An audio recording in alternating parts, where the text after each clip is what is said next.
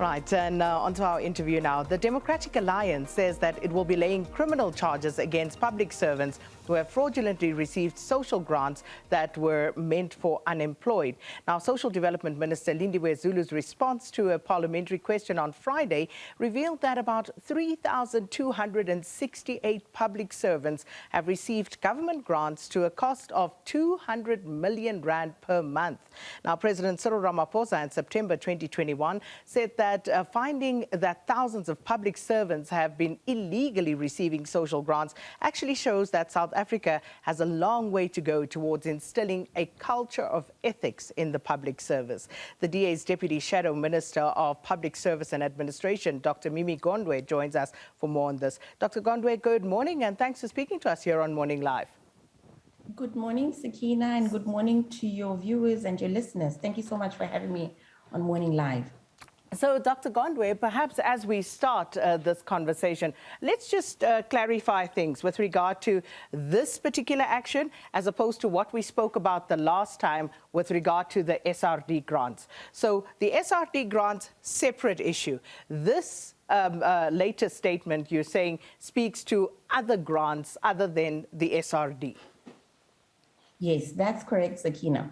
You'll recall when we had that conversation, it was following a question that I posed to the Minister of Social Development and the Minister of Public Service and Administration around the number of public servants that had applied for and received the 350 Rand SRD grant.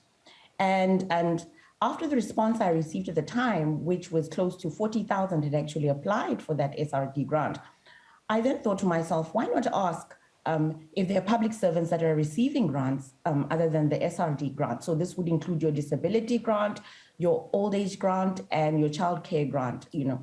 So, and then that's where the response comes in. And she initially responded in September last year to say that there were 177,000 public servants that had applied for and received this grant. And at the time she had, grants, social grants, other than the SRD grant. And at the time, she further indicated that they had suspended these grants as soon as they found out, that there were public servants who were receiving the grants. And of course, as you rightly pointed out, at a cost of around 200 million Rand per month. And at the time, she had indicated that it was 200 million for the month of July. And so I then decided to pose follow-up questions because I wanted to drive this issue. And my questions were, number one, how many of those 177,000 public servants qualified for the grants that they received, how many didn't qualify for the grants, and whether, once she's determined how many don't qualify, whether they will be recouping the funds, for those grants from those particular public servants, and then whether there will be disciplinary action taken. What would be the consequences for those public servants that have been determined not to qualify for the grants that they received. And then she responded to say that indeed the grant was suspended in September 2021, and 165,297 cases were subjected to a review or a verification process. So the number seems to have slightly come down from her initial response in September 2021. And then she said, out of that 165,297, 63,212 had been found to actually qualify for the grant after the verification and the review process had been conducted, but 3,268 were found to not have qualified for those grants. And then she also stated in her response that they had managed to recoup an amount of 12.6 million Rand from those public servants that I assume that were deemed to have received social grants that they did not qualify for. And so even in her response, she indicates that because this is a manual process and it's a very laborious process, they still have close to 100,000 public servants or cases that they still have to verify and run through that review process to determine, whether or not public servants, these public servants deserve to get those grants. And so when I put out the press statements, it was to say, in as much as we welcome the fact that there's been funds that have been recovered from these public servants, we need more to be done. Because Sakina, you'll recall that when we had our conversation the last time, I said, until such a time that we have concrete action in the form of criminal prosecutions against these public servants, because this is downright fraud. It's blatant theft of public funds. And these are public servants that are earning a salary, drawing a salary from state coffers, and yet they are also benefiting from grants that are intended for the most privileged members of our society. And so that's why we then indicated in the press statement that I would personally assist in ensuring that criminal charges are laid against these public servants, because it's endemic throughout the public service that consequence management is almost non-existent. And you see that with the number of outstanding disciplinary cases, and that's my worry, that this will just add to the existing number of disciplinary cases. You will know that at some point I also asked a question around, how much these disciplinary cases are costing us as taxpayers. And the answer came out to say it's like 4.5 billion that we're paying for these disciplinary cases on an annual basis. So, Dr. Gondwe, just a few clarity-seeking questions now with regard to what you've just told us.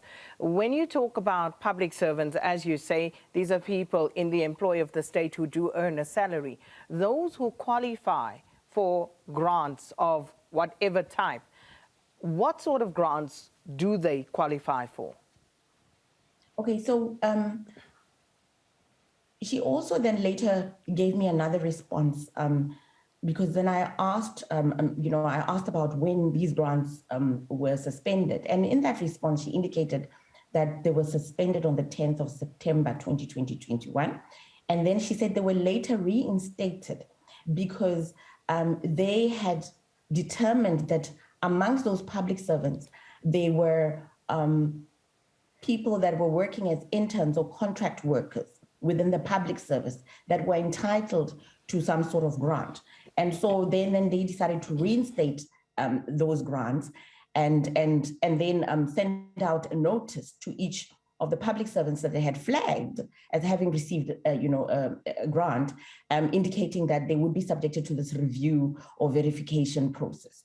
So from what I have read in her response is that public servants that would be entitled to those grants are those that are contract workers and interns. And so in the very same response, she indicates that they've started engaging the Department of Public Works in an effort to ensure that their system speaks to the public force system, because they would then be responsible for EPWP workers.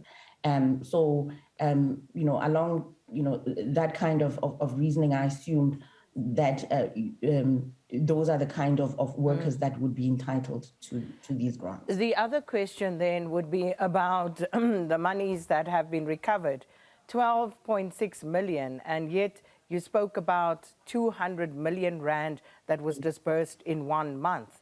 So let's talk to that, gaping divide between the 12.6 and the 200 million.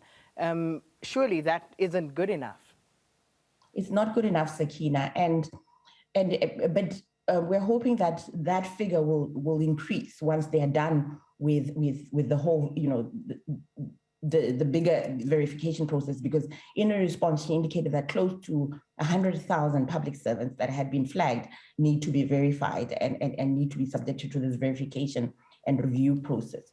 And then hopefully that amount will increase. But then you have to ask yourself, Sakina, had we not asked this question as a Democratic Alliance, would they have been able to pick up that they had public servants that were benefiting from these grants? And how long has it been going on? And so I've asked follow-up questions along those lines for her to give us a breakdown of exactly how much it's cost us, and how long, this particular grouping of public servants have been receiving these grants, so that we can determine, at what cost, how much this has costed, and also be able to see how much they actually can recoup from these public servants. Because what they've done, SASSA has got the 3,268 public servants to sign acknowledgements of debt with them, so that, in that way it's able to then recoup the money. And I assume that's how they've been able to recoup the 12.6 million. But as you correctly pointed out, it's not enough. I mean, it's 200 million, and we don't know at what stage we had picked up on this issue. So hopefully we'll get that response from SASSA, whom we hope to speak to later on in the show. But then with regard to the criminal charges, SASSA had indicated, I think it was last year sometime, if it was September or around that sort of time, they'd indicated that they would be taking further action. And you say that you will lay criminal charges against these 3,200 odd employees. So what is the next step? Have you gotten any update from SASSA with regard to that particular issue? No, in her response, the minister indicated that they would be subjected to disciplinary processes. And I assume that those would then be led by the individual departments, the departments that the implicated public servants are employed in. But she makes no mention of criminal charges being laid against, these particular employees. And so what I've done is I've sent follow-up questions to her requesting that she gives us the details so that we can then assist them in ensuring that criminal charges are laid. Because even with the SRD grant issue, we're yet to see someone standing there in the dock and being charged for actually, having benefited from these grants. So as I indicated, we've got a problem in the public service of disciplinary cases being protected and costing us a lot of money and taking forever. And I'm not entirely sure where the problem is here, Sakina, because if you apply for something that you do not qualify for, then you're effectively stealing, and that's fraud.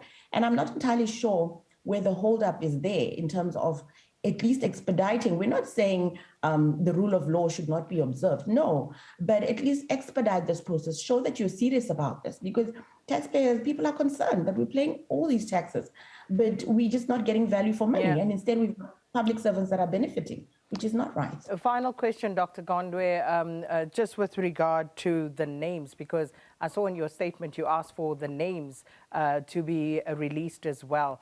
Any response in that regard? No responses yet. I put in the questions the day before I released the statement. So, it usually takes a bit of time for departments to come back to us. And hopefully once we get the names and other details, obviously we can't share them with the rest of the public, etc. But it will help us in terms of being able to, go to a police station and open cases against the implicated public servants. So why can't you share it with the public? Because it will be shared with the public anyway once it becomes a matter of public record in the courts. I think it's entirely up to the courts to share it with them then, but I don't think it's in my place to share it at this point once I get it. For me, the most important thing is to ensure that there are charges laid against these public servants and they are weeded out of the public service system. Otherwise, we would never, have an ethical and capable and efficient public service if they were allowed to remain in the public service. Dr. Gondwe, we'll have to leave it there. Thanks so much for your time. And that, of course, was the DA's Deputy Shadow Minister of Public Service and Administration, Dr. Mimmy Gondwe, talking to us there about the action that they hope to take against those implicated public officials who received grants that they were not supposed to. So we'll speak to SASSA to get their view as well.